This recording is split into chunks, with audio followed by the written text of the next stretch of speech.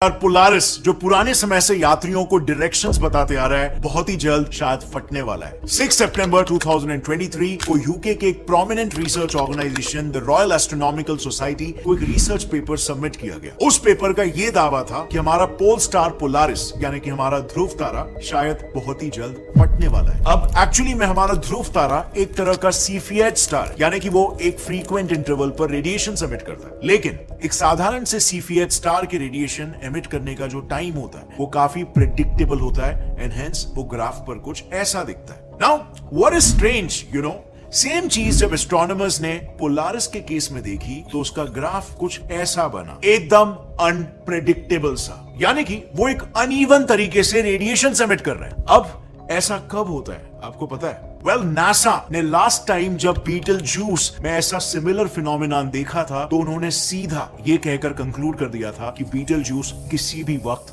फट सकता है। खैर, नासा ने अब तक इस मामले पर अपना कोई भी प्रोक्लेमेशन नहीं दिया, but based on the similar pattern is it possible कि हमारा पोलारिस भी अपने अंत के एकदम नजदीक है? वेल फ्रेंड्स, अगर इस बात में थोड़ी सी भी सच्चाई है तो बहुत ही जल्द हम एक ऐसी स्थिति में होंगे जहां हमने अब तक एस्ट्रोनॉमी से लेकर astrology to even simple navigation जितने भी प्रोग्रेसेस किए हैं उसका साइंटिफिक बेस ही कोलैप्स हो जाएगा। और ऐसा इसीलिए क्योंकि दो बहुत ही इंपॉर्टेंट चीजें हैं। पहला ये कि अगर आप हमारे नॉर्दर्न स्काई का एक टाइम लैप्स देखोगे तो आपको ये दिखेगा कि पोलारिस इकलौता ऐसा तारा है जिसकी पोजीशन पर पृथ्वी के रोटेशन का कोई असर नहीं पड़ता। इस वजह से एस्ट्रोनॉमर्स अपने सभी जमीनी टेलीस्कोप्स को कैलिब्रेट करने के लिए पोलारिस को एक रेफरेंस पॉइंट के तौर पर यूज करते हैं। एंड सेकेंडली, पोलारिस पृथ्वी का सबसे करीबी सीफीएच स्टार भी है, यानी कि एक ऐसा तारा जिसको रेफरेंस के तौर पर रखकर एस्ट्रोनॉमर्स यूनिवर्स में दूसरे ऑब्जेक्ट्स का डिस्टेंस नापते हैं। सो ऑल इन ऑल ये दो चीजों में एक रेफरेंस पॉइंट की तरह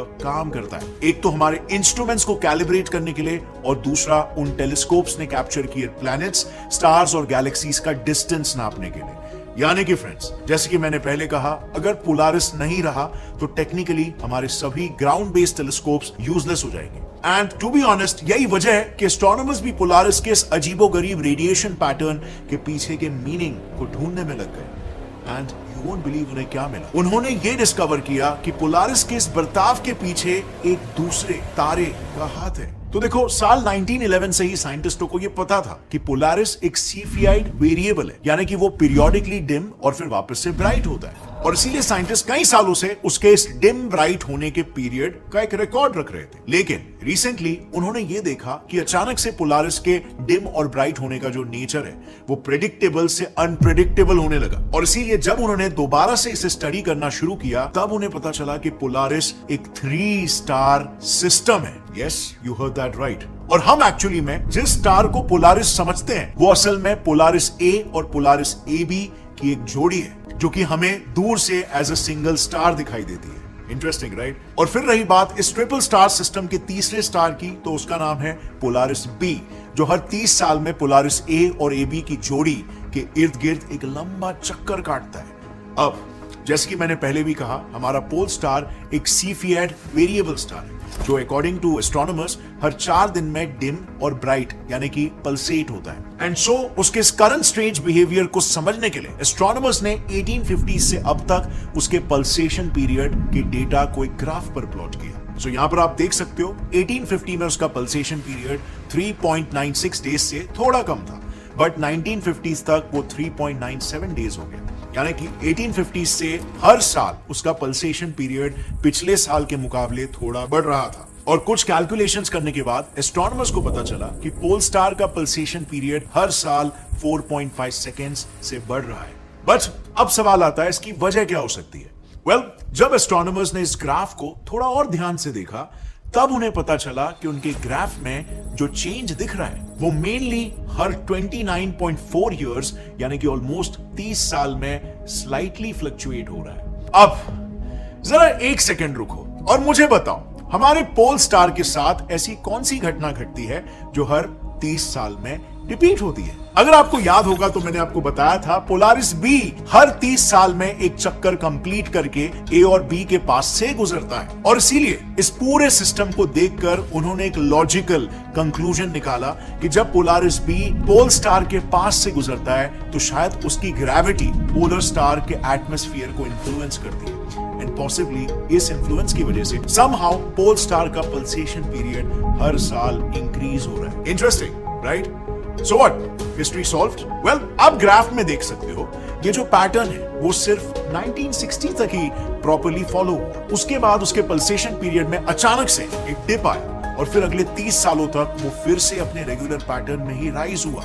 एंड देन जब नेक्स्ट 30 इयर्स में उसे और ज्यादा राइज होना चाहिए था तो वो सडनली फिर से डिप होने लग गया। और साइंटिस्ट भी ये बात अच्छे से समझ चुके थे कि हो ना हो हमारे पोलारिस के पल्सेशन के साथ जो वियर्ड चीजें घट रही है उसमें पोलारिस बी का नहीं बल्कि किसी और चीज का हाथ है। एंड नाउ इस स्ट्रेंज बिहेवियर को देखकर एस्ट्रोनॉमर्स को लगा कि शायद पोल स्टार अपने लाइफ के आखिरी स्टेज पर हो सकता है, क्योंकि मोस्टली स्टार्स अपने आखिरी समय में ही वियर्ड तरीके से बिहेव करने लगते हैं। लाइक बीटलजूस का एग्जांपल ही ले लो। नासा के अनुसार उसकी ब्राइटनेस भी ऐसे ही पैटर्न में फ्लक्चुएट हो रही है, जिसे देखकर उन्होंने उसके फटने की वार्निंग भी जारी कर दी। और इसीलिए इस दिशा में जब एस्ट्रोनॉमर्स ने हमारे पोल स्टार के फटने की पॉसिबिलिटी को भी एनालाइज किया तो आप मानोगे नहीं उन्हें क्या मिला। They found out कि बिल्कुल पॉसिबल है कि हमारा ये पोल स्टार भी फट सकता है। बेसिकली उन्हें यह पता चला कि पोलारिस जैसे सीफियड स्टार्स अपने लाइफ के आखिरी स्टेजेस में जब होते हैं तब उनके साथ भी एग्जैक्टली वही होता है जो बीटलजूस जैसे नॉर्मल स्टार्स के साथ होता है। दरअसल नॉर्मली जब कोई स्टार पैदा होता है तब उसका टेम्परेचर और उसकी ब्राइटनेस दोनों भी रिलेटिवली कम होते हैं।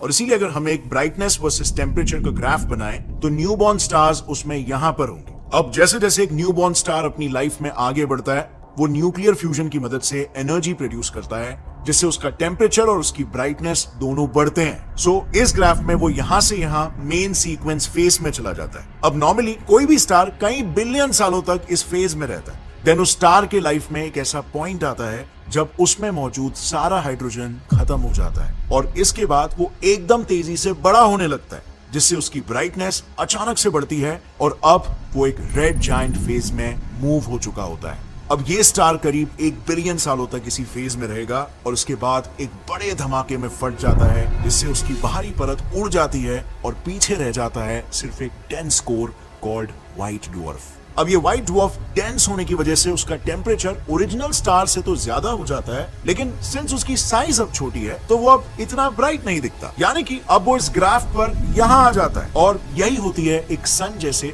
नॉर्मल स्टार की life cycle, except there is a catch. कभी कभी ऐसे स्टार्स जो सूरज से 2 या 3 गुना ज्यादा मैसिव होते हैं वो रेड जायंट फेज से व्हाइट ड्वार्फ में तब्दील होने से पहले एक एक्सट्रीमली वायलेंट फेज से गुजरते हैं called the Cepheid variable phase। इस फेज में हम एक तरह से कह सकते हैं कि स्टार्स हमें लाइट फ्लैशेस के जरिए SOS यानी कि डिस्ट्रेस सिग्नल्स दे रहे होते हैं कि वो बहुत ही जल्द मरने वाले हैं। और एस्ट्रोनॉमर्स को लगता है कि शायद हमारा पोलारिस भी यही कर रहा है। दरअसल कई बार रेड जायंट फेज के दौरान जब एक स्टार का मास सन से 2 या 3 गुना ज्यादा होता है तो उसके मास एंड देयरफॉर ग्रेविटी से पैदा हुए कंप्रेशन की वजह से उस स्टार का टेम्परेचर अचानक से एक अनस्टेबल तरीके से बढ़ जाता है और इससे शुरू होता है एक वायलेंट लाइट फ्लैशेस का सिलसिला।